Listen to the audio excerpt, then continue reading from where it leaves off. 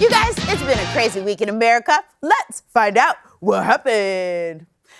Joe Biden was sworn in this week as the 46th President of the United States. That's right, it's out with the old and in with the elderly. Vice President Kamala Harris on Wednesday became the first female Black and Asian American person to hold the office, making her the first vice president who I know has been to a Sally Beauty Supply. I'll see you there, Kamala.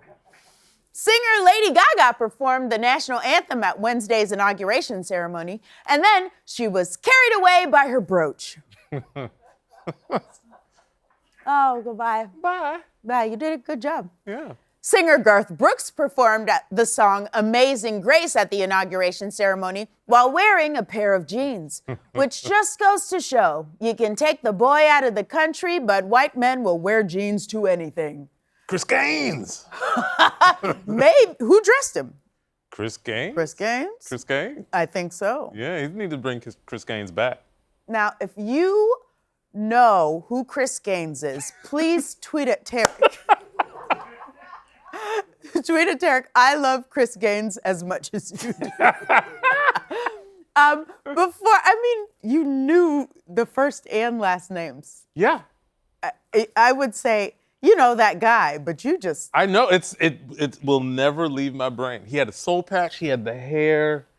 Father. He totally tried to convince us he was a different person, and I'm here for it. Shit, he fooled me. Yeah. Before leaving the White House this week, Donald Trump left a note for President Biden in the Oval Office, and we have a copy of it. Washington State this week launched an online tool to help residents figure out when they can get the coronavirus vaccine. The way it works is, if you know how to use an online tool, it's not your turn yet. Federal regulators recently announced a recall of Hot Pockets over concerns they may contain pieces of glass instead of what they normally contain. Cheese the same temperature as the sun. And finally, according to a recent study, the world's oldest discovered cave art may be a 45,500-year-old painting of a pig. And it's beautiful. I did not write that joke. I do not condone the telling of that joke. Shame on whoever wrote it, but I did laugh very hard. And that was the monologue. Tarek, did you like the monologue? I did. Good, because that was your birthday present. Okay. Oh, what's that? That is the good news alarm. Amber, do you have some good news? I do. I wrote a book with my sister, and this week it became a New York Times bestseller. Can you stand it? It's called You'll Never Believe What Happened to Lacey, Crazy Stories About Racism. And it's full of crazy stories about things people have said to my sister Lacey while she's busy minding her own business. Now you can get it wherever you like to buy books. Hey, And yay. what kind of book is it again? It's a New York Times bestseller. Yeah. All right, everybody calm down. That's enough of that mess. Now, obviously, the biggest news of the week was the inauguration. But America didn't just get a new president and vice president. We also got an entirely new slate of cabinet officials. So we wanted to take a moment to show you who's taking over for whom in a segment we call Out with the Old and In with the New. First up, you may recognize Trump's Secretary of State, Mike Pompeo. He's famous for screwing up our relationship with Iran and yelling at journalists. Well, move over, Mike, because there's a new Secretary of State in town, and his name is Antony Blinken. I only know that because I'm reading it off the screen right now. I have never seen this man before, and I hope to never see him again. And if he does his job well, that's exactly what will happen. Next up, Trump's Treasury Secretary was human beaker muppet Steve Mnuchin. He was terrible at his job, but those days are over because now we've got this lady. Now, if you're really tapped into the news, you might recognize her face and even know her name. I want to say Judy? Oh, and that's okay. In fact, it's freaking awesome.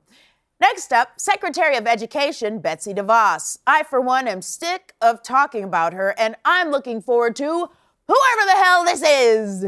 Oh, looks nice. I like his goatee. And that's as much as I would ever like to know about this man. Now, I'm not saying we shouldn't give him the credit he deserves or hold him accountable when he makes mistakes, But if I have to learn his name at some point, fine, but not today. Today, he's just a nice guy with a goatee. Derek, he has a beautiful goatee, just like you. Aw. Commerce Secretary Wilbur Ross is being replaced by what's-her-butt. Health and Human Services Secretary Alex Azar is being replaced by old Whoozy Wootsy. And Acting Secretary of Transportation Stephen Bradbury is being replaced by Chaston's husband. And finally, Rudy Giuliani is being replaced by absolutely no one. Damn, that feels good. This has been Out with the Old, In with the New. Now, when President Joe Biden, ooh, that has a nice ring to it, doesn't it?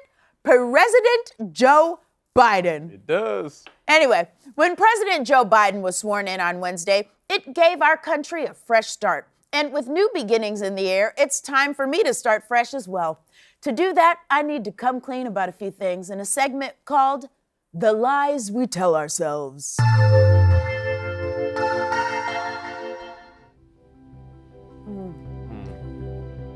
When I soak a pot in my kitchen sink, my husband thinks I'm doing it to make it easier for me to clean later, but in reality, I'm just hoping he'll do it. That was brave. I'd like to come clean about a few things too. If anyone ever asks me what I like about jazz, I always say Coltrane. But I have actually no idea what that means. Sometimes when I write, I hope this email finds you well, I'm lying. I hope it doesn't find you at all. I would actually like to stop talking to people altogether. If we're having a conversation and you mention anything about how much money you spend on a major utility or rent, I'm not listening anymore because I'm mentally doing the math to figure out how much money you make in a year. If anyone ever asks me if I'm hungry and I say, I can eat, I'm lying. I'm always starving, always. There is never a moment where I would not like a snack. My first thought when I walk into any room is there a crudité or charcuterie platter? I've said the phrase, your baby is so cute, 1,000,000 times, but I have never meant it once. I meant it once, but the baby was not a human. That's your truth, and you are living and thriving in it. I'm sorry, what? Thriving? Yeah, I also pronounce thriving as thriving. So you can say thriving, you just don't want to? Exactly. Wow. Doesn't it feel good to get that off your chest? You better believe it. This has been The Lies We Tell Ourselves. The inauguration on Wednesday went down pretty much as you'd expect. Biden said the oath, he gave a speech, he waved. He said words like country and democracy and hope and never strayed once from the teleprompter. And if this is the kind of thing we can expect from his presidency, well, I have just one thing to say. Some presidents take residence inside your brain. Their escapades leave you afraid and full of shame. But I insist those awful days are through. Yes, Biden, I've been waiting for you too. Bore me, daddy, bore me all night long. Bore me hard, bore me good, bring one of your friends along too. Bore me, daddy, but don't make me beg. You know you've got just what I need. Joe Biden, bore my brains out. Your drivel will leave civil rights like mine intact. Your laws will give no pause, 'cause they're a snooze. Yes, I believe these awful days are through. I've been biding my time until you. Bore me, daddy, bore me all night long. Bore me hard, bore me good, bring one of your friends along too. Bore me, daddy, but don't make me beg. You know you've got just what I need. Joe Biden, bore my brains out. There is no way that I could be distressed by Biden's State of the Union address. It's one boring tweet after the next. I think I'm starting not to feel so damn depressed.